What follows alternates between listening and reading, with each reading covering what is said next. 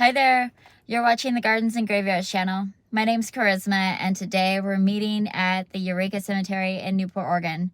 It is quite chilly out there. It's about 40 degrees, and we just got over an ice storm just under a week ago. And it created an extensive amount of damage to the property.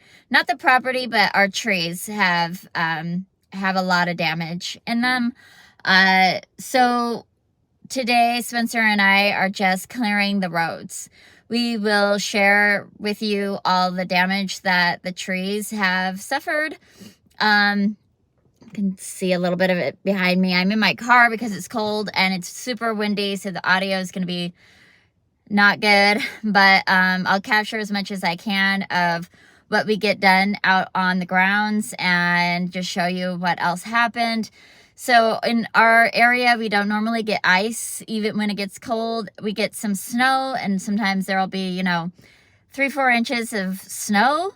But this time we had quite a lot of ice and really high winds, and the combination just did not do it for our old big trees. So we had some small trees come down completely. We had really big limbs come down all over, and our signature tree lost some significant big branches. So far, no damage has been done to any headstones that we have uncovered, which is such a huge blessing. And even the places that we haven't been able to, we won't be able to clear ourselves. We have to wait for a professional to do. We kind of rooted around in there, and we don't see any headstones knocked off their base or anything like that. So that is really awesome. But we live in a small town. We don't have very many tree guys, so we're last in line because our house isn't damaged, our cars aren't damaged, the streets aren't blocked. We do have some roads blocked within the cemetery that Spencer and I are going to try to clear out today to the best of our ability. We're basically just going to cut the trees out of the road and drag those pieces off to the side. There's so much debris and damage that there's not even any place on the cemetery for us to store all of that debris, even if somebody were to just cut it up and put it somewhere. So it needs to be hauled off. And because there's so many broken limbs without being broken off the tree, it's really dangerous walking around underneath the tree. So we can't just have a bunch of volunteers or just random people. The broken limbs are 2 stories high, and they're called widowmakers, and they're just, they're a danger. You don't want them to fall on you and kill you or anyone else. So yeah, that's what we're dealing with. I'll pop back in here at the end and let you know what we got done and any additional thoughts. All right, so here's our first trees we're going to take a look at. The bottom of our 6th and 7th edition.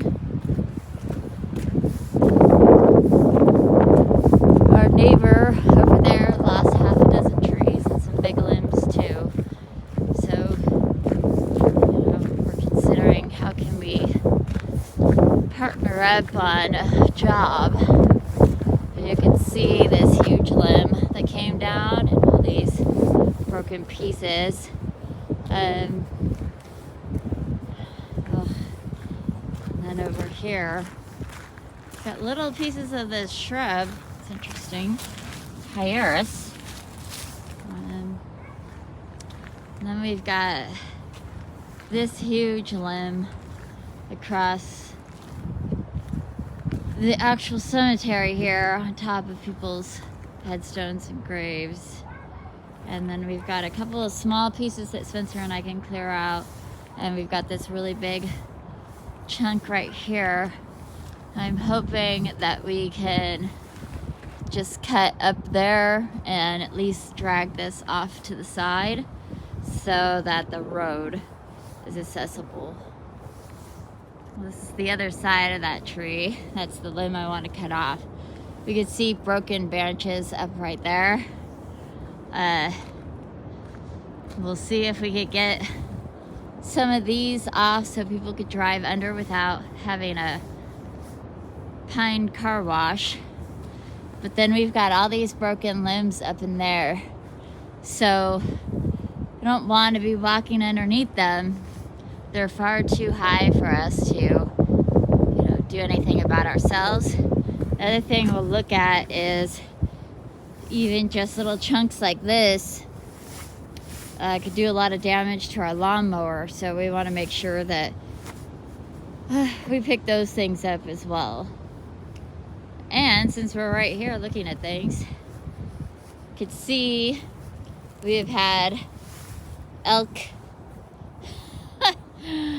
Oh yeah, they've been hanging out in here for sure. Elk scat everywhere.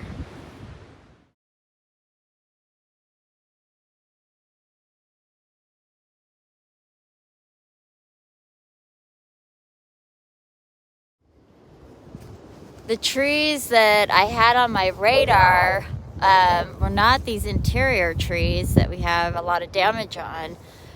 We were looking more at trees on the outskirts here, which there is broken branches there as well.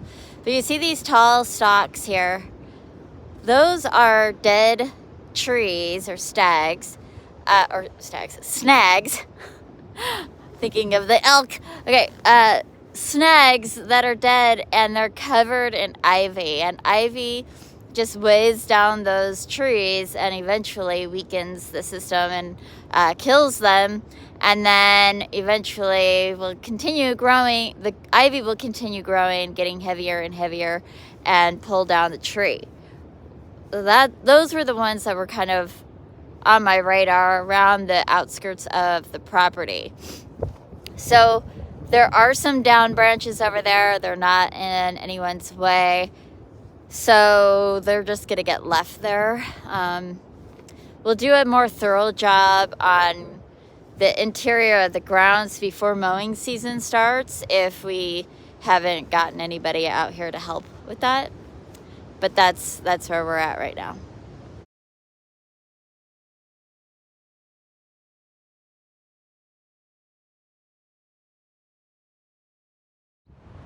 All right, here we are. The next section, lots of big limbs off of this pine.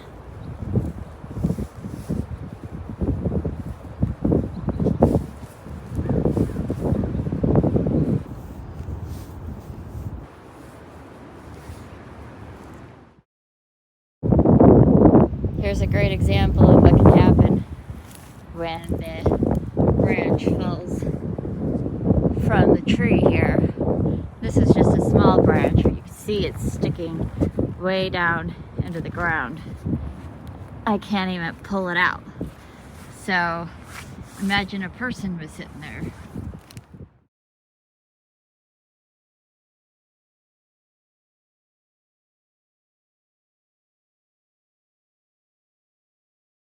Quite a bit of damage underneath this tree.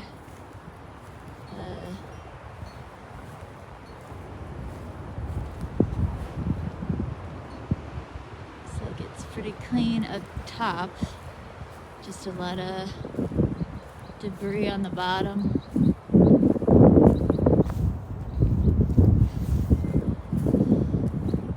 You can see how the spirits watch out for each other.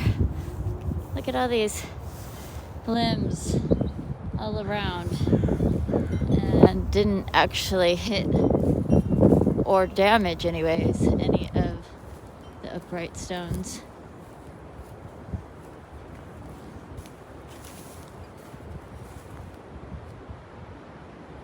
Okay.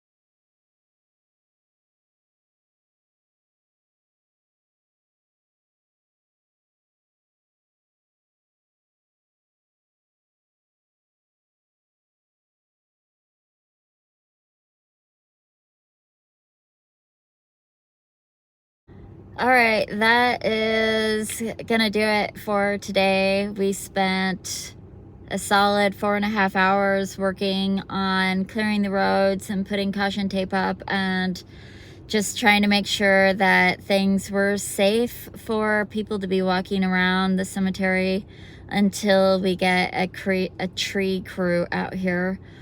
And my office secretary has been on the phone all day with insurance companies and getting a hold of tree companies and trying to find out what we need to do to make claims and make sure that everybody's safe, and trying to get scheduled with someone. It's still a work in progress. We'll know more after the weekend, but at least everything's fairly secure, as secure as I can make it. So I feel comfortable, or I feel confident in leaving the cemetery this way. I wish I could have done more just for the safety of the citizens. But, you know, I can't get up 3 stories high with widowmakers. Like, that's not possible for me. So, again, we just put caution tape around all the trees, and we put roadblocks where there was a lot of potential limb falling, and then we just took hundreds of pictures for you all and for insurance purposes, and we took everything out of the road so everybody can drive around the roads except for where it's the most dangerous, that's barricaded. Everywhere else everybody could drive and get up on the grounds and visit their loved ones if they need to. But yeah, keep your cemeteries in mind when natural disasters happen, when there's windstorms and snowstorms and ice storms and, you know, whatever, fires. Keep them in mind, because we're one of the last things that anybody even thinks about that might be affected by these natural disasters that happen.